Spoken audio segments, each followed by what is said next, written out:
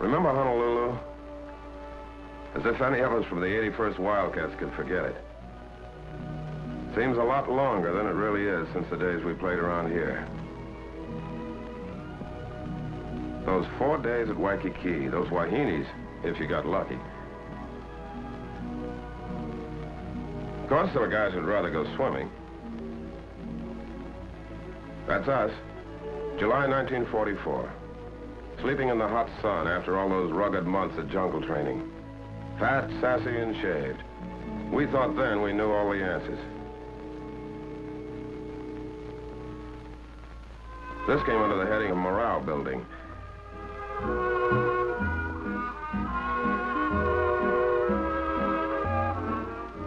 Of course, some characters needed more than others.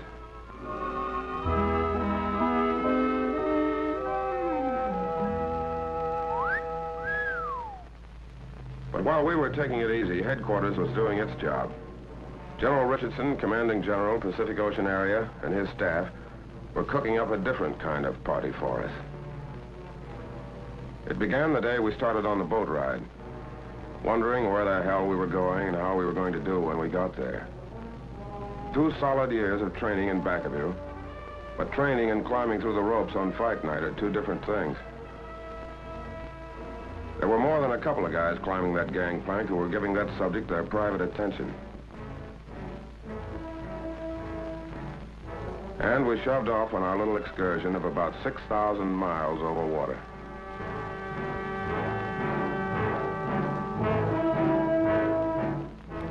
We were going down under. That's all we knew. We'd have even been glad to see a Kapu sign if it were standing on dry land. Every man with a cabin to himself. Picture of a guy getting fixed up to go to a concert.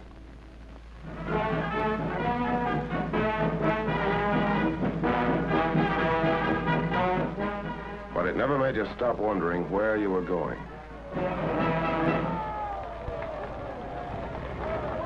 Time on our hands, so we figured out ways to spend it. With a few bucks thrown in for a side bet. One way of getting tired enough to climb into your bunk. Back to loser, bub?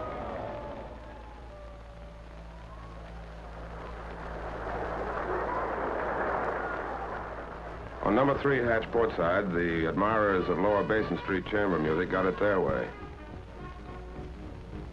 Remember Curly Miller? The boy could really go to town.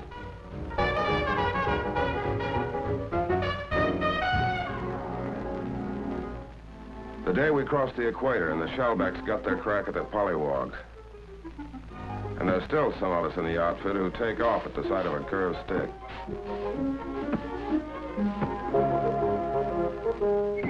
No, brother, that is not beer. Clipped, goosed, slugged, and half drowned, but no beefs.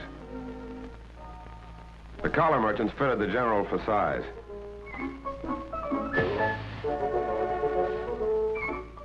The local barbers gave him a once-over lightly. Dental inspection. A rub-down at the club. The treatment's finished and the general's a shellback. When you look back now, you can remember a lot of laughs on that boat ride, but mostly it was just plowing along through that ocean, under that sky tent, and waiting, and watching for Jap subs or carrier planes.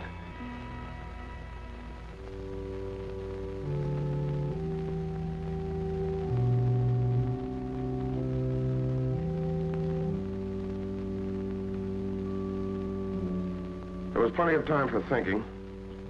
30 days for it. Thinking about a lot of things you remembered. Sometimes about what was ahead. That was a special kind of thinking. And when you looked around, you saw you weren't the only one doing it. Somehow it made you feel a lot closer. It was the end of August when we dropped anchor off Guadalcanal in the Solomon Islands to go ashore for our dry run.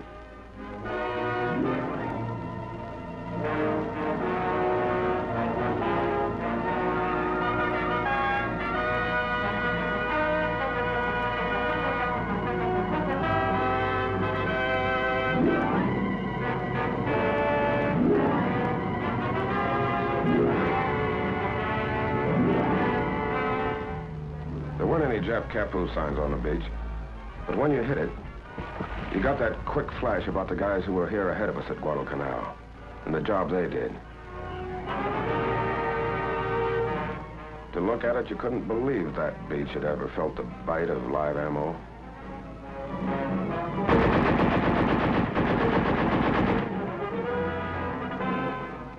They said we did okay on the canal dry run. When we left the Solomons, we still didn't know where our next stop was, but it was getting closer. And when we got there, somebody was going to be shooting at us. All hands. All hands. Now hear this. The objective of this task force is the Palau Islands, 8 degrees north of the equator and 530 miles east of the Philippines. By occupying these islands, we will complete the sealing off of the important Jap strongholds to the east. Truk, Ponape. We'll help protect General MacArthur's right flank when he strikes against the Philippines. General MacArthur? Back to the Philippines? But what was our job going to be exactly? Angaur. That's our job. Southernmost of the Palau group. About 3 square miles of limestone and coral. Japs got a lot of their phosphate here. Okay, what do we do? The 322nd hits Red Beach in the northeast. The 321st will land on Blue Beach. 323rd stands offshore in reserve. General Miller and Admiral Blandy knew that the Japs were expecting us in the south. We were going ashore through the choppy surf under the narrow beaches in the north. Fan out fast until the 2 beachheads joined up, then move down the island. This was finally it. What the last 2 years had been for. We had the training and we had the weapons.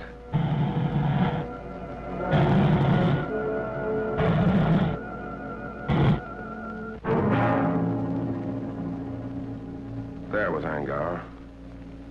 On it, holed up in caves and pillboxes, was a tough Jap regiment with plenty of experience in China back of them. This was our first time. How were we going to do? Remember the morning of September 17th? The carriers opened the show.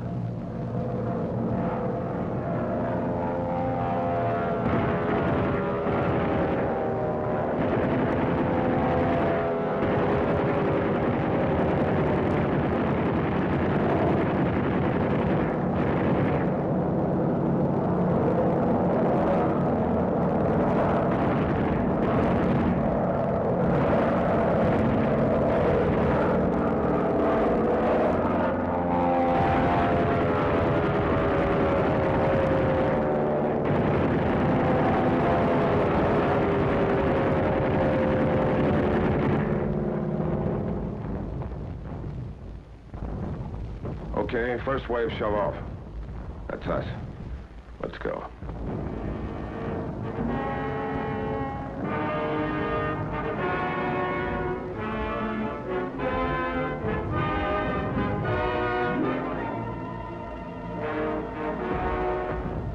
Scared?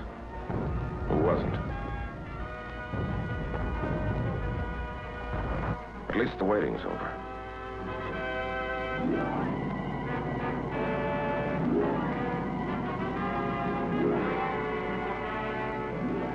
We piled onto Red Beach.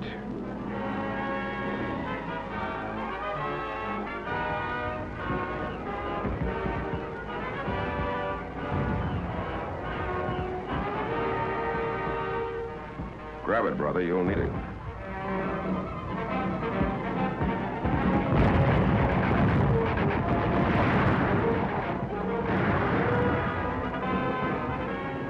A 20-foot sand cliff to climb we didn't know about. And we were pinned down by machine gun fire and mortars. It helped to see other guys looking like you felt. But they were taking it too. That helped more. Blue Beach. Machine gun fire wasn't so bad. Our planes knocked out their mortars. But still no place to get caught with your pants down.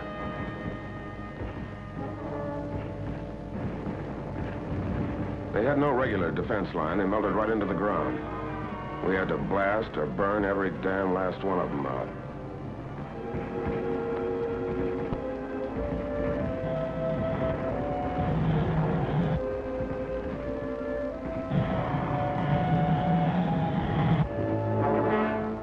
Naval artillery raised so much hell with Blue Beach, the Amtraks had a tough time making it.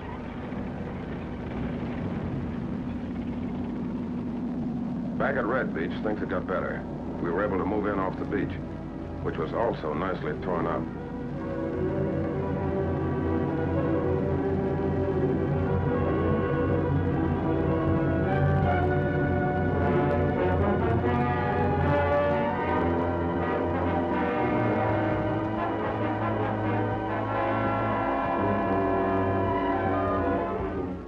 We started blasting them out of their rat holes with satchel charges.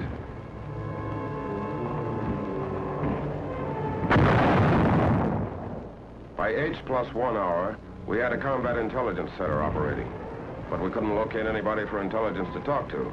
They wouldn't come out alive.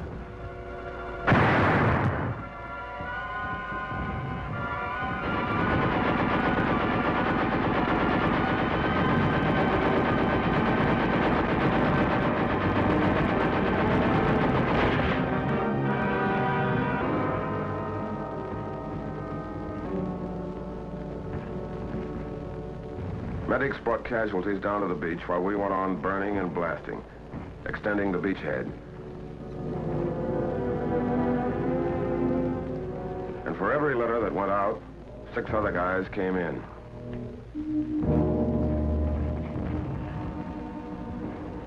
As soon as we had a good toehold, landing craft started delivering in back of us, building up an ammo dump. The Japs were still on high ground to the northwest, with mortars. They hit the dump.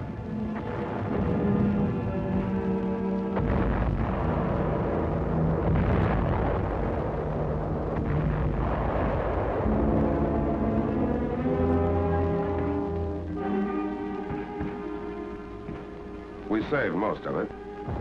But who wants to be a fireman at a time like this?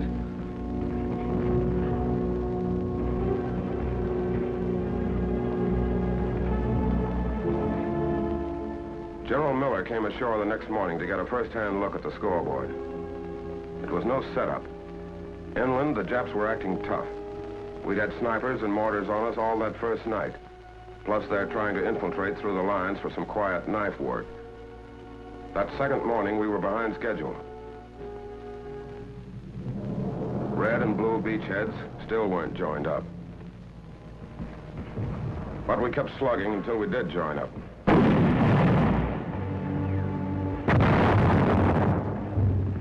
And all the time moving inland. Then we got to Shrine Hill. Remember? Caves 15 feet deep, dug out of solid coral. Entrances barricaded with coconut logs, leaving firing slits only a couple of inches wide.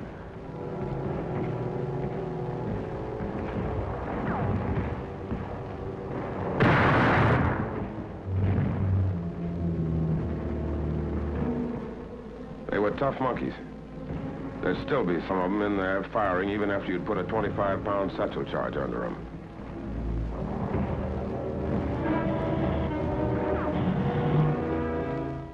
Tough, all right, but they could be had. So we took Shrine Hill, one place where they wouldn't pray to their ancestors anymore. Then we got to Saipan Town. What was left of it.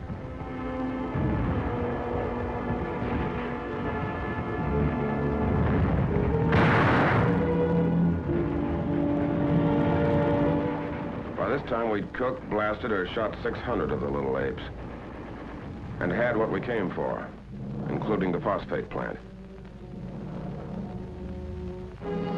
These phosphate diggings, about the best in all the Jap-mandated islands, were out of business at this stand permanently.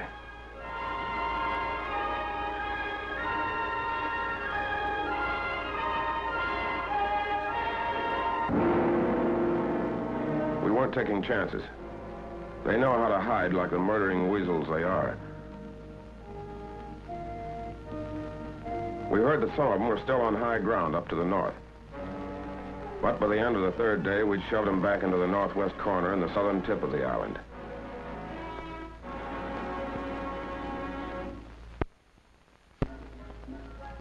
The first chance to let down in 3 days. While you clowned around, there were a couple of things rattling around in the back of your head. These guys you'd been with a couple of years, you realized you hadn't really known them until the morning you hit the beach together. You had a different angle on them now, and wondered if they were thinking about that too.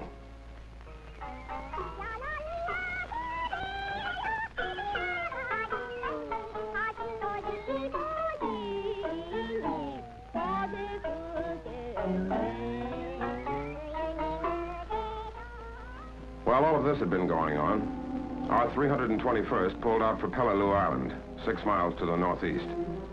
The 1st Marines were finding it heavy going up there. The 321st went up to give them a hand. The rest of us who stayed on Angaur had our own job to finish.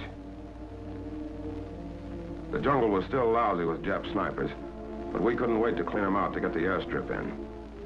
With a rifle covering every couple of axes, the aviation engineers started hacking out the strip. The sooner it's in, the sooner we can use it as a base to plaster the rest of the Palaus.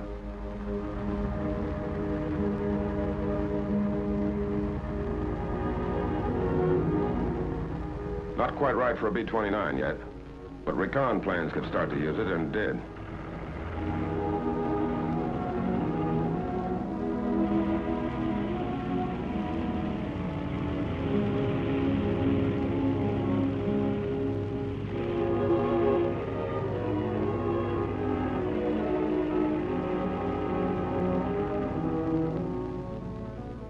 That island way in the background is Peleliu, where our 321st was battling Japs. Angaur was ours, but not quite. Up in the northwest corner, there's a piece of high ground we were starting to call Suicide Hill. To get to it, we had to move up the narrow gauge leading from the phosphate works into the defile that, for good reason, got the name of Bloody Gulch.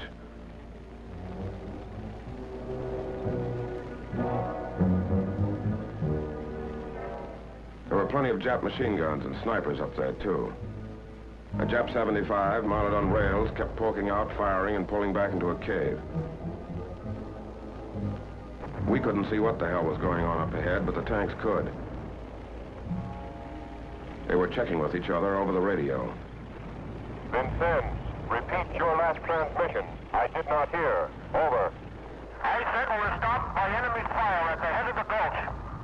Sea breeze, I think it's sea breeze, just got hit up ahead. Vincennes, this is Booper. I'm pulling Cherry back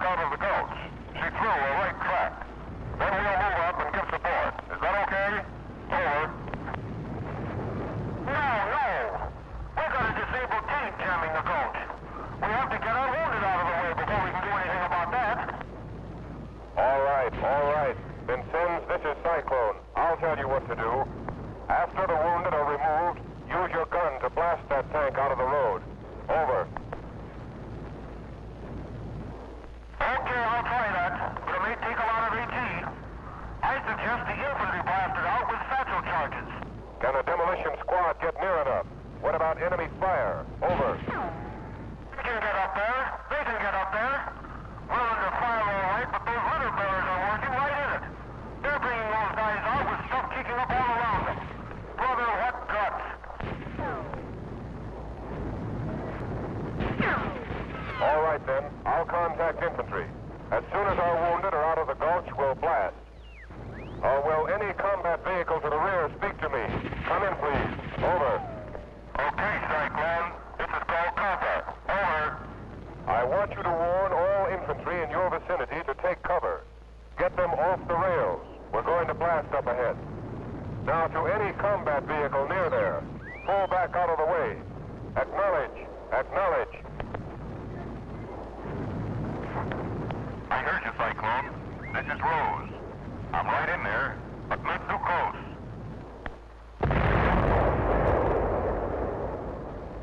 Not too close, he says.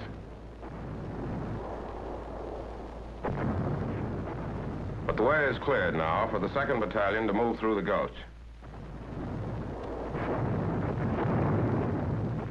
We were going to start a little encircling maneuver. So we split up. Some of us went up the rise to the right.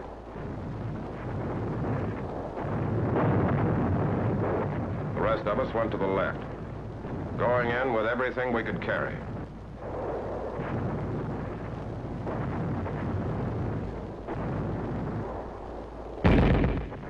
Yeah, and everything we could throw. It was going to be Suicide Hill for the Japs now. We had them really holed up now. We called back for mortars and 155s.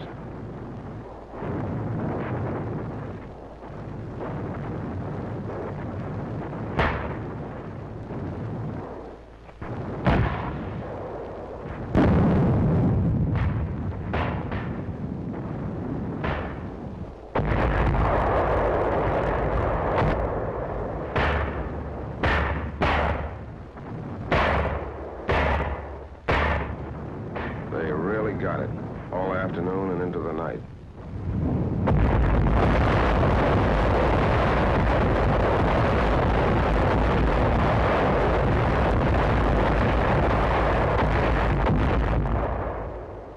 That was the end of all real resistance on Angaur, and the end of our first fight. It had been no cinch. They'd poured everything they'd had on us, from 75s down. But we'd won our first battle. And we had a right now to call ourselves the 81st Wildcats.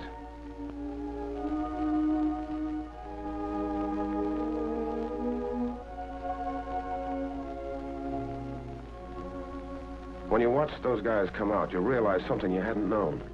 How mad you got when the bastards hit the guy next to you.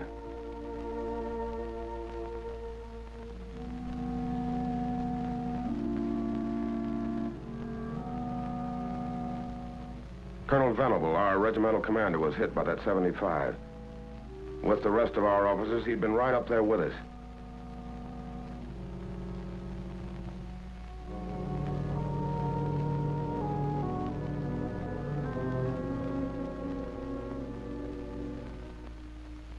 From the top down, the 81st had gone in and come out all right.